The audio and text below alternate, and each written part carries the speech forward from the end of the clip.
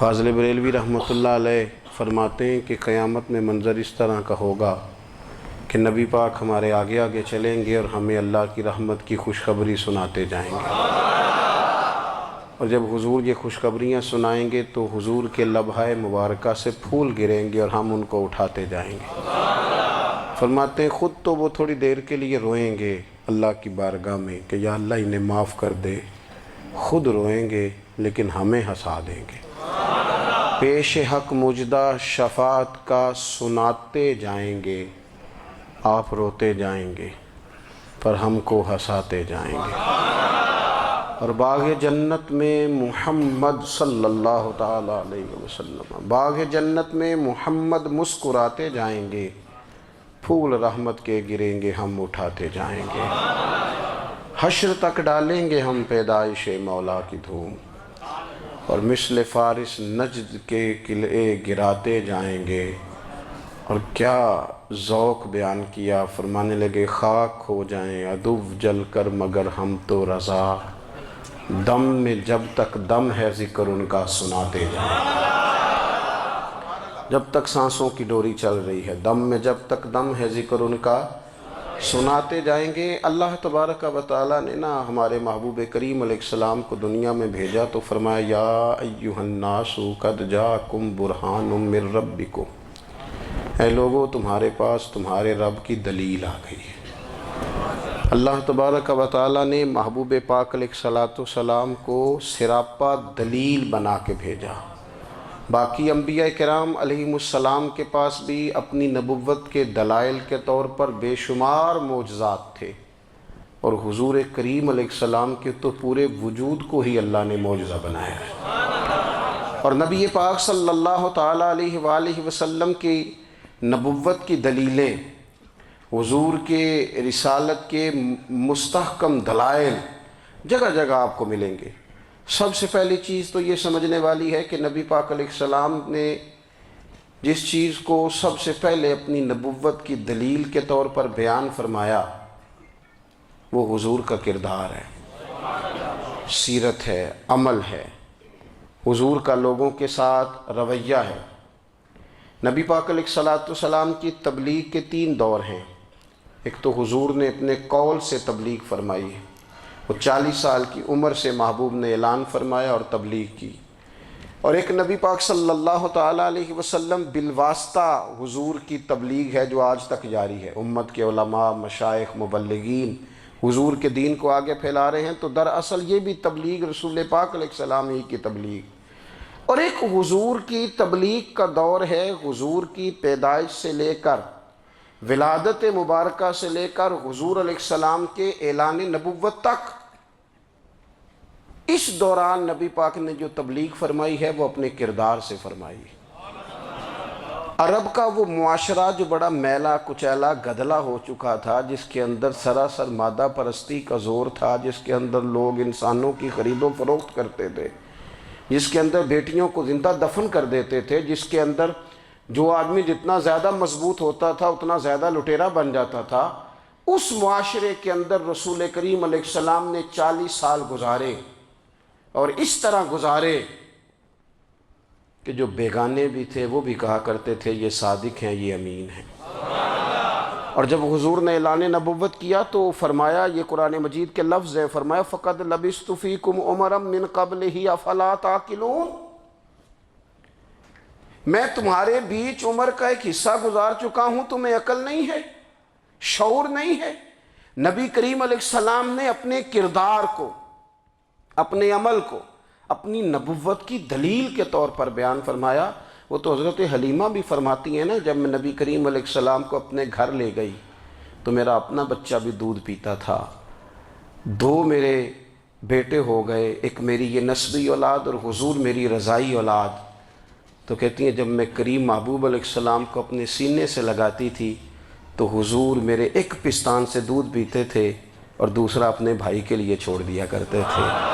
یہاں سے رسول کریم علیہ السلام نے کردار کے ذریعے تبلیغ، اور پھر اعلان نبوت سے پہلے ایک تنظیم عرب کے جوانوں پر، عرب کے سرداروں پر مشتمل بنائی گئی، جس میں نبی کریم علیہ السلام نے بڑا حصہ لیا سرکار نے، اور بڑے اہم لوگوں کو شعور حضور نے عطا فرمائے، وہ اس جماعت کا فیصلہ تھا کہ ہم سارے جوان، سارے بڑے لوگ ملیں گے۔ یہ حضور کے اعلان نبوت سے پہلے کی بات ہے۔ ہم بڑے لوگ ملیں گے، کسی بڑے کو کسی چھوٹے پر ظلم نہیں کرنے دیں گے، کسی آدمی کو کسی غریب کا حق نہیں کھانے دیں گے۔ حضور علیہ السلام نے نا اپنے کردار سے، اپنے عمل سے، اور آپ کا جو عمل ہوتا ہے نا وہ اصل ہوتا ہے۔ ایک ہوتا ہے آپ کوئی بات کرتے ہیں اور ایک ہوتا ہے کہ آپ کوئی عمل کرتے ہیں۔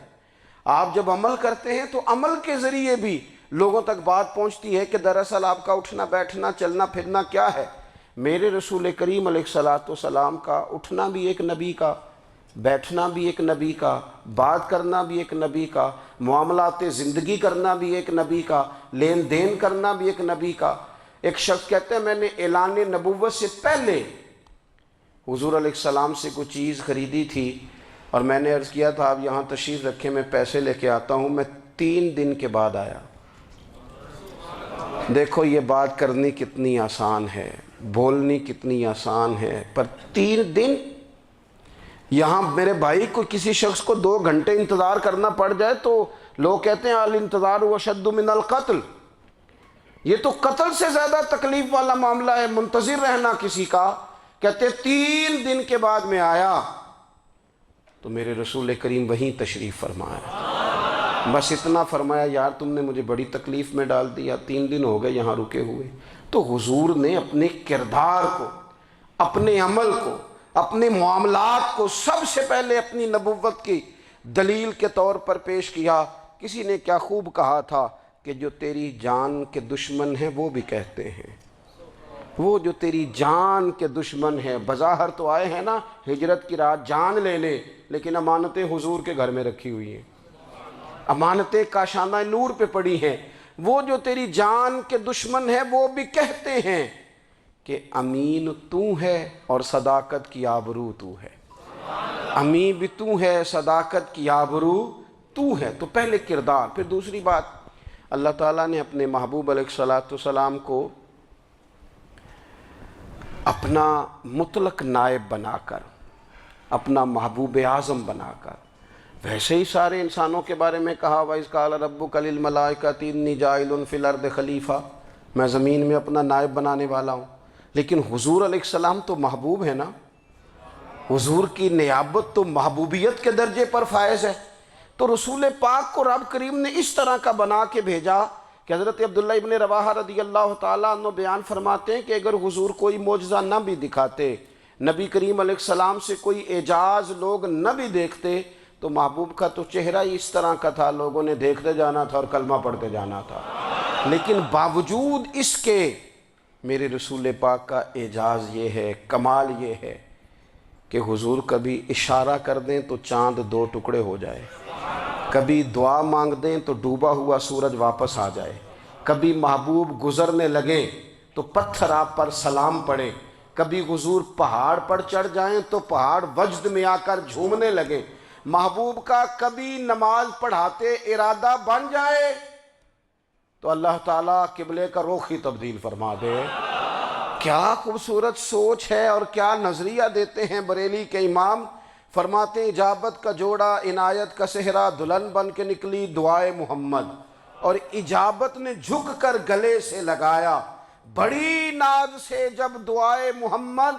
دیکھو خدا کی رضا چاہتے ہیں دو عالم، خدا چاہتا ہے رضائے محمد صلی اللہ تعالی علیہ وسلم۔ اور ایک مقام پہ فرماتے ہیں نائب دست قدرت پہ لاکھوں سلام، نائب دست قدرت پہ لاکھوں سلام۔ تو اللہ تعالیٰ نے نبی پاک صلی اللہ تعالی علیہ وسلم کو جو اعجاز۔ پھر ایک اور بات، حضور امی ہیں،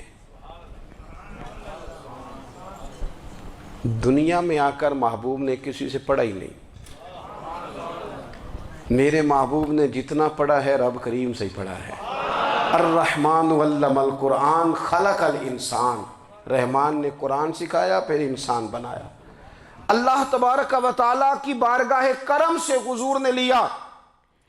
رسول کریم امی ہیں، یہ بھی حضور کی نبوت پر ایک بڑی دلیل۔ دیکھو ایک ہوتا ہے کوئی آدمی بچپن سے ہی کسی چیز سے شغف رکھے اور جب اس کی عمر بڑی ہو جائے تو کہتے ہیں اس کا تجربہ بڑا ہو گیا ہے، یہ پہلے کچھ شعر کہتا تھا، کوئی ادبی جملہ کہتا تھا، تو اب اس کی یہ کام کرتے کرتے عمر بڑی ہو گئی ہے تو رسوخ حاصل ہو گیا۔ 40 سال کی عمر مبارک تک نبی کریم نے ایک شعر بھی نہیں کہا۔ حضور علیہ السلام نے کبھی کوئی ایسی بات، ویسے تو حضور کی ہر بات حکمت والی، لیکن جس کو عرب کے لوگ اپنے لہجے میں شاعری یا اپنے لہجے میں ادب کہتے تھے، وہ حضور نے بیان نہیں فرمایا۔ لیکن جب 40 سال کی عمر میں اعلان نبوت کیا تو پھر بڑے بڑے فصیح و بلیغ، بڑے بڑے سیانے طفیل بن عمر کہتے ہیں کہ اس شخص کو بھی میں نے دیکھا جسے بڑا ناز تھا اپنی فصاحت اور بلاغت پر، اور جب وہ حضور کے پاس آیا اور اس نے آ کے کچھ باتیں کی تو محبوب خاموشی سے سنتے رہے، اور جب وہ چپ کر گیا تو میرے کریم نے صرف سورہ فاتحہ پڑھی۔ کبھی اٹھتا تھا، کبھی بیٹھتا تھا، کبھی غور کرتا تھا، کبھی دائیں جاتا تھا، کبھی بائیں جاتا تھا، پھر کہنے لگا بتاؤ نا کلام کس کا ہے؟ فرمایا اس رب کا، اس رب کا، اس رب کا جس کا میں رسول بن کے آیا ہوں۔ نبی کریم صلی اللہ تعالیٰ علیہ وسلم امی ہیں، لیکن حضور نے کائنات کے رازوں سے پردے ہٹا دیے، نبی کریم نے جینے کے سلیقے بتا دیے، حضور نے ہر شخص کو اس کے مقصد حیات سے آگاہ کر دیا۔ نبی کریم علیہ السلام نے وہ فلسفہ حیات بیان کیا کہ لوگوں کو صرف جینے میں ہی مزہ نہیں آیا، مرنے میں بھی مزہ آنے لگا۔ لوگ آگے بڑھ بڑھ کے جانیں پیش کرنے لگے، اپنی اولادیں قربان کر، جو فلسفیوں سے کھل نہ سکا اور نکتہ وروں سے حل نہ ہوا، وہ راز ایک طیبہ والے نے بتلا دیا چند اشاروں میں۔ محبوب کریم امی ہیں، لیکن حضور نے اس طرح دنیا کو سکھایا، اس طرح دنیا کو پڑھایا، اس طرح حضور نے علم کے چراغ اور دیپ روشن کیے کہ قیامت تک جسے روشنی ملے گی نا، اسے صرف دروازہ مصطفیٰ سے ملے گی، اسے رسول کریم علیہ السلام کے در دولت سے ملے۔ کچھ لوگوں نے کہا کہ یہ اپنے پاس سے آیات بنا کے لاتے ہیں، اپنے گھر میں بیٹھ کے دعوے کر لینا تو کوئی مشکل کام نہیں نہ ہوتا، سارے لوگ ہی کر لیتے ہیں۔ بلکہ وہ ہمارے ایک بزرگ کہا کرتے تھے، خیالی پلاؤ پکائیے ٹکے ہو کدے بھی کاٹ نہ پائیے، کیونکہ کون سا پیسوں کا ڈالنا ہے، زیادہ ڈالیں آپ اور زیادہ ڈالیں۔ بہت سارے لوگ ہیں آج بھی، کچھ لبرل ہیں بیچارے، کچھ دین بیزار طبقہ ہے، وہ کہتے ہیں جناب ہمیں تو جدید باتیں بتائیں، ہمیں تو نئے اسلوب کے مطابق لے کے چلیں، ہمیں تو او بھائی سن، میرے نبی پاک علیہ السلام نے فرمایا میرا قرآن کبھی پرانا نہیں ہوگا، اسے پڑھ کے دیکھ، اس کی جدت کا حسن دیکھ، یہ تو کھلا ہوا باغ ہے، تو ایک دفعہ اس کے قریب آئے گا تو خوشبو ملے گی، دوسری دفعہ آئے گا تو اس سے زیادہ تازی ملے گی، ایک دفعہ پھل کھائے گا تو مزیدار ہوگا اور دوسرا کھائے گا ہو سکتا ہے شکل ملتی جلتی ہو لیکن ذائقہ بڑا نرالا ہوگا۔ تو تو صحیح نا، جب کچھ لوگوں نے کہا یہ خود سے بنا کے آیات لاتے ہیں تو فرمایا وَإِن كُنتُمْ فِي رَيْبٍ مِّمَّا نَزَّلْنَا عَلَىٰ عَبْدِنَا فَأْتُوا بِسُورَةٍ مِّن مِّثْلِهِ، اگر تمہیں کوئی شک ہے اس میں جو ہم نے اپنے بندہ خاص میں نازل کیا ہے تو تم بھی اس جیسی ایک آیت بنا کے لاؤ۔ اور چلو چیلنج کھلا ہی دے دیا، فرما وَادْعُوا شُهَدَاءَكُم مِّن دُونِ اللَّهِ، اللہ اور اللہ والوں کو چھوڑ دو، تفسیری ترجمہ عرض کر رہا ہوں، یعنی صحابہ کو چھوڑ دو، حضور کے ماننے والوں کو چھوڑ دو، باقی ساری دنیا کے کافر اکٹھے ہو جاؤ، ایک آیت بس قرآن جیسی لے کے آؤ، ایک آیت لے کے آؤ، ان کنتم صادقین، اگر تم سچے ہو۔ جوانوں سنو، کہا ایک آیت، اور یہ چیلنج آج تک قرآن مجید کا موجود ہے، آج تک وَإِن كُنتُمْ فِي رَيْبٍ مِّمَّا نَزَّلْنَا عَلَىٰ عَبْدِنَا فَأْتُوا بِسُورَةٍ مِّن مِّثْلِهِ، تم قرآن کے مقابلے کی ایک صورت لے کے آؤ اور سارے حمایتی اکٹھے کر لو اپنے، ان کنتم صادقین، اگر تم سچے ہو۔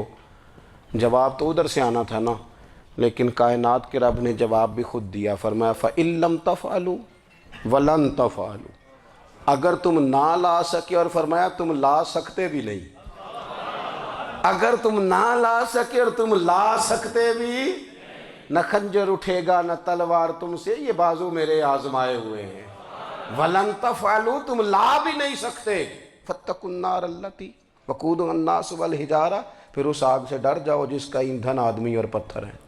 اعدت للکافرین، بنائی کافروں کے لیے، بنائی مومنوں کے لیے تو رب نے جنت بنائی ہے۔ اعدت للکافرین، یہ دوزخ اللہ نے کن کے لیے بنائی ہے؟ اعدت للکافرین کہتا ہے کافر کے لیے بنایا۔ تو اللہ تبارک و تعالیٰ نے میرے رسول پاک صلی اللہ تعالیٰ علیہ وسلم کو وہ کتاب عطا فرمائی، اور پھر حضور کی فصاحت و بلاغت، معرفت۔ دیکھو ایک ہوتا ہے گھنٹوں باتیں کرنا، ایک ہوتا ہے کئی کئی والیم پر مشتمل، کئی کئی جلدوں پر مشتمل کتب کا لکھنا، اور ایک ہوتا ہے کسی بندے کا ایک بات کرنا اور سامنے والے کی طبیعت کو اتنا جگا دینا کہ اگلی بات فوراً ہی اس کی سمجھ میں آ جائے۔ اور حضور نہ کسی کی انا کو نہیں جگاتے تھے۔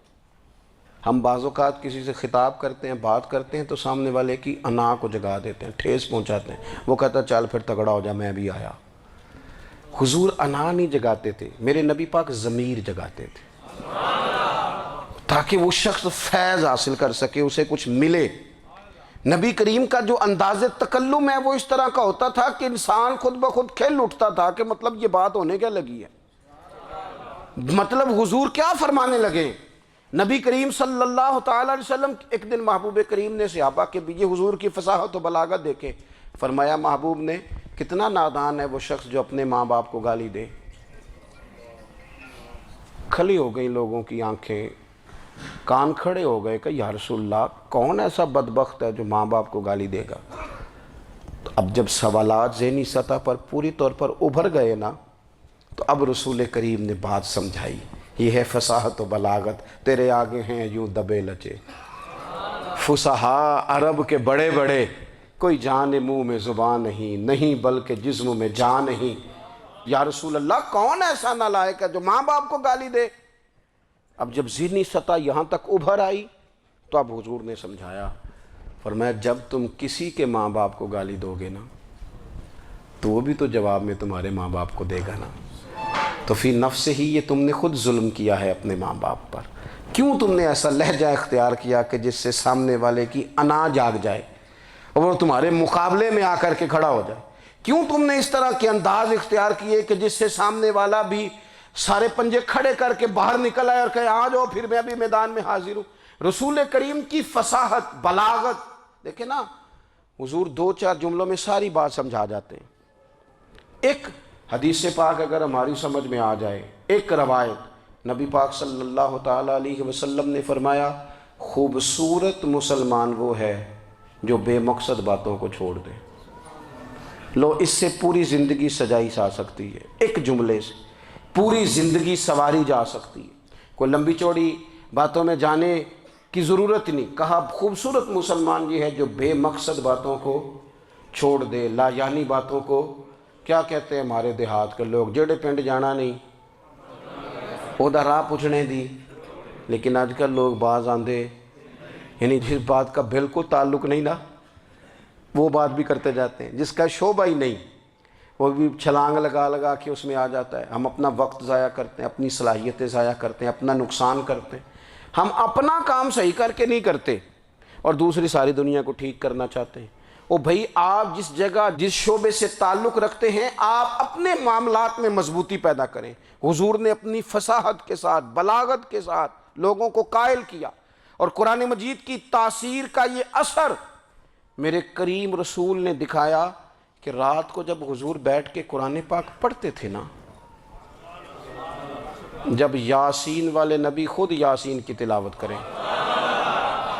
جب طٰہٰ والے محبوب خود طٰہٰ کی تلاوت کریں، غور کرو نا جب مدثر والے محبوب خود ان جملوں کو ادا کریں، یعنی جن کے بارے میں آیت آئی ہے جب وہی یہ آیت پڑھیں کہ اِنَّا أَعْطَيْنَاكَ الْكَوْثَرَ، یعنی جن کا ذکر ہو رہا ہے جب وہ یہ بات کریں کہ یا ایھا النبی انا ارسلناک شاہدا ومبشرا ونذیرا لتؤمنوا باللہ ورسولہ وتعزروہ وتوقروہ وتسبحوہ بکرۃ واصیلا، جن کے بارے میں آیت آئی ہے جب وہ یہ کہہ رہے ہوں کہ ورفعنا لک ذکرک، جب وہ کہہ رہے ہوں والضحیٰ واللیل اذا سجا، ذرا اس کیفیت کو دیکھیں جب محبوب خود پڑھ رہے ہوں، اور جو حضور پر آئی ہیں اس کا ذائقہ، اس کا لطف، اس کا انداز بھلا کیا ہوگا۔ حضور جب رات کو پڑھتے تھے نا قرآن پاک، تو جو پکے کافر تھے نا، ابو جہل جیسے لوگ، وہ بھی جھاڑیوں میں چھپ چھپ کے مدینے والے کی تلاوت سنا کرتے تھے، حضور کی تلاوت سنا کرتے تھے۔ یہی بہتر ہے کہ پردوں میں وہ پردہ پوش رہے، وہ اگر پردے ہٹا دے تو کسے ہوش رہے۔ رسول کریم علیہ السلام کی تلاوت کا سننا، قریب جانا، یہ اعجاز ہے۔ حضرت فاروق اعظم کہتے ہیں میں طبیعت کا بڑا ڈاڈا تھا، مزاج کا بڑا سخت تھا، زندگی ہمیشہ ڈٹ کر گزاری، باتوں پر کھڑا رہنا آتا تھا، پر جب میری بہن نے مجھے چند آیتیں سنائی نا تو میں تڑپ ہی گیا۔ کروں آیا سا مار مقامنے نو، ہن مینو مار دے لے چلو، اوے متے عمر دی عمر برباد ہو جائے جتھے عمر سوار دے لے چلو۔ یہ اعجاز ہے رسول کریم صلی اللہ تعالیٰ علیہ وسلم پر نازل ہونے والی کتاب کا۔ پھر حضور نے خبریں دی، نبی پاک نے خبریں دی۔ حضور نے فرمایا روم فتح ہوگا، وہ ہوا۔ نبی کریم علیہ السلام نے فرمایا شام فتح ہوگا، تو شام فتح ہوا۔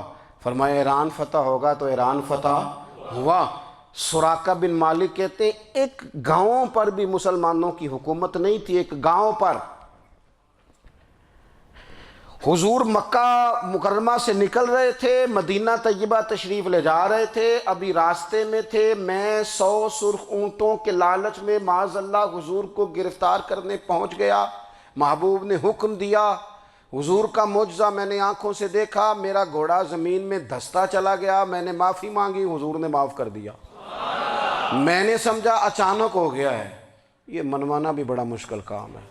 شجر و حجر پہچان گئے، انسان کی نظروں میں شاکی رہا۔ یہ کچھ ایسے لوگ ہیں جن کو منوانا توبہ توبہ، ماننے کو تیار نہیں، دیکھ دیکھ کے بھی ماننے کو تیار ہے نہیں، ماننے کو تیار ہی نہیں۔ کہتے ہیں کہ میں نے پھر چاہا آگے بڑھنا، تو پھر زمین کے اندر میرے گھوڑے کے پیر دھنسنے لگے، پھر معافی مانگی۔ کریم تیرے معاف کرنے کی ادا پہ بھی قربان جائیں۔ یہ نہیں فرمایا کہ تو بار بار یوں ہی کرتا ہے، فرمایا معافی مانگتا ہے، جا میں نے معاف کیا۔ کہتے ہیں 3 دفعہ میں آگے بڑھا، 3 دفعہ حضور نے معاف کیا تو مسکرا کے فرمانے لگے تو یہاں مجھے گرفتار کرنے آیا ہے، وہ کیسر روم کا علاقہ فتح ہوگا۔ وہ کنگن جو پہنتا ہے نا ہاتھوں میں، بادشاہ کے کنگن معروف ہیں، وہ تیرے ہاتھوں میں آئیں گے۔ اللہ کرے آپ سمجھیں، یہ جو لوگ ڈری ڈری سہمی اور ہمارے بچے مایوسی کی معاذ اللہ باتیں کرتے ہیں، وہ دیکھیں حضور کس طرح کی گفتگو فرماتے ہیں۔ ابھی ایک گاؤں پر بھی اسلام کی حکومت نہیں، لیکن حضور کا خبر دینے کا انداز۔ کریم فرمانے لگے وہ کیسر روم کے جو کنگن ہوں گے وہ تیرے ہاتھوں میں آئیں گے۔ جناب سراقہ بن مالک فرماتے ہیں کہ میں مسلمان ہو گیا، حضور کا وصال ہو گیا، کنگن نہیں آئے۔ حضرت ابوبکر صدیق کا وصال ظاہری ہو گیا، کنگن نہیں آئے۔ جناب عمر کا دور آ گیا، سراقہ بوڑھے ہو گئے۔ کوئی بندہ پوچھتا نا کہ اب تو عمر ڈھل گئی ہے، زندگی کا پتہ نہیں، کہنے لگے نہیں میں نہیں جاتا، جب تک کنگن نہیں آتے اسرائیل کوئی نہیں آئیں گے، کیونکہ ساڈے نبی دی زبان ساڈے واسطے قرآن۔ جو دن کو کہہ دیا دن ہے تو دن نکل آیا، جو شب کو کہہ دیا شب ہے تو رات ہو کے رہی، اور خدا نے ان کی زبان کو وہ اختیار دیا، جو نکلی منہ سے ان کے وہ بات ہو کے رہی۔ اور فاضل بریلوی کا تو انداز ہی پھر انوکھا ہے نا، وہ تو کہتے ہیں وہ زبان جس کو سب کن کی کنجی کہیں، جس کو سب کن کی کنجی کہیں، اس کی نافذ حکومت پہ لاکھوں سلام۔ کہنے لگے نہیں آتے حضرت اسرائیل، فکر نہ کرو، بوڑھے ہو گئے تھے، نکلنا گھر سے بند کر دیا تھا، حضرت عمر کا دور تھا، کنگن آ گئے۔ حضرت فاروق اعظم نے ان کے پوتوں سے، نواسوں سے، بچوں سے کہا جاؤ بلا کے لاؤ، کہا دادا جان بوڑھے ہیں، فرمایا تم کان میں کہہ دینا کنگن آ گئے، پھر تم دیکھنا تو صحیح۔ پھر حضرت سراقہ آئے، حضور نے جو خبریں دیں، نبی پاک علیہ السلام نے جو گزشتہ قوموں کے احوال بیان کیے، اور پھر میرے نبی پاک علیہ السلام نا دنیا میں عزتیں دینے آئے، عزتیں۔ یہ مزاج ہمیں کم کرنا چاہیے. یہ جو ہم ساری زندگی اس کام میں لگا دیتے نا کسی کو نیچا کیسے دکھانا ہے، یہ انداز حضور نے نہیں ہمیں دیا. آپ دیکھو حضور تشریف لائے تو ہمیں پتہ چلا کہ حضرت یوسف جیسا سونا کوئی نہیں. حضور تشریف لائے تو ہمیں پتہ چلا کہ حضرت داؤد جیسی خوبصورت آواز کسی کی نہیں. حضور تشریف لائے تو ہمیں پتہ چلا کہ جناب عیسیٰ علیہ السلام کا فقر اختیاری کس طرح کا تھا. محبوب تشریف لائے تو ہمیں پتہ چلا کہ حضرت موسیٰ کا جلال کس طرح کا تھا. یہ تو حضور آئے تو نبی پاک علیہ السلام نے اس کی بھی عظمت بیان کی، اس کی بھی شان بیان کی. حضور نے بتایا کہ ابو بکر صدیق کی شان کیا ہے، فاروق اعظم کا مرتبہ کیا ہے، عثمان غنی کی حیا کیا ہے، مولا علی کی شجاعت کیا ہے، اہل بیت نبوت کی عظمت کیا ہے. حضور آئے عزتیں دینے. ماں کو عزت دی مدینے والے رسول نے. کہا جس کا باپ راضی ہو گیا اس کا رب راضی ہو گیا. فرمایا جو 2 بیٹیاں 3 بیٹیاں 4 بیٹی بہنیں یا ایک بیٹی یا بہن بیاہ کے آ گیا نا، اس طرح میری 2 انگلیاں جڑی ہوئی ہیں، میرے ساتھ جڑ کے جنت میں جائے گا. رسول کریم صلی اللہ تعالی وسلم نے عزت دی، عزت دی. حضور عزتیں دینے، کوئی اعزاز نہیں. ان پڑھ بندہ ہے، سادہ ہے، غریب ہے، مزدوری کرتا ہے، ہاتھوں پہ چھالے. یا رسول اللہ اس کا بھی کوئی اعزاز ہے؟ قربان جائیں، میرے کریم نے عزت دی. فرمایا محنت کر کے روزی کمانے والا تو اللہ کا دوست ہے. یہ اینٹیں اٹھانے والا، یہ مشقتیں کرنے والا، یہ صبح دیہڑی پہ جانے والا، یہ بیچارہ جو اچار سے روٹی کھاتا ہے، تو نے ہر شخص کی قسمت میں یہ عزت لکھی اور آخری خطبے کی صورت میں وصیت لکھی. رسول کریم نے ہر بندے کو اعزاز دیا، عظمتیں دی. حضور عزتیں دینے آئے. نبی پاک علیہ السلام نے اعزازات دیے، حضور نے نوازا. یہ ساری چیزیں میرے رسول پاک کی تشریف. اور پھر یہ جو حضور کے صحابہ اور اہل بیت ہیں نا، یہ بھی میرے نبی پاک کی نبوت کی دلیل ہے. اتنی جلدی انقلاب آیا نہیں کرتے. وہ کل تک جو رہزن تھے حضور نے راہبر بنا دیے. وہ لوگ جو کل تک ایک دوسرے کے گلے کاٹ کے کھاتے تھے، ایک دوسرے کو مارتے تھے، تکلیف پہنچاتے تھے، برادری ازم پہ لڑتے تھے، حضور نے بھائی بھائی بنا دیے. ایک پلیٹ میں کھانا کھانے لگے، سیدنا بلال حبشی، صہیب رومی، سلمان فارسی. حضور نے یوں کر کے ملا دیا. نبی کریم علیہ السلام نے تقسیمیں ختم کر دی دنیا میں. حضور کہ صحابہ نے اپنا کردار اس طرح کا دکھایا، اتنا بلند کیا، اور صحابہ کرام علیہم رضوان اس کو دیکھ کر اتنی بلندیوں پہ گئے کہ گواہیاں اللہ کا قرآن دیتا ہے. فرمایا محمد الرسول اللہ والذین معہ اشداء علی الکفار رحماء بینہم تراہم رکعا سجدا یبتغون فضلا من اللہ ورضوانا. فرمایا یہ جو میرے محبوب کے ساتھ والے ہیں کافروں پر سخت ہیں، آپس میں نرم دل ہیں. تم جب بھی انہیں دیکھو گے سجدے کرتے دیکھو گے، رکوع کرتے دیکھو گے. تم انہیں دیکھو گے اللہ کی رضا کے متلاشی ہیں. انہیں ساری مادہ پرستی سے نکال کر محبوب نے رب کی رضا کے رستے پہ ڈال دیا. میرے نبی کریم سید عالم صلی اللہ تعالیٰ علیہ وسلم کی نبوت کے دلائل کے طور پر یہ ساری چیزیں آئیں. بس میں بات سمیٹنے لگا ہوں. حضور کا جو اخلاق ہے نا، وہ بھی نبی کریم علیہ الصلوۃ والسلام کی نبوت کی بہت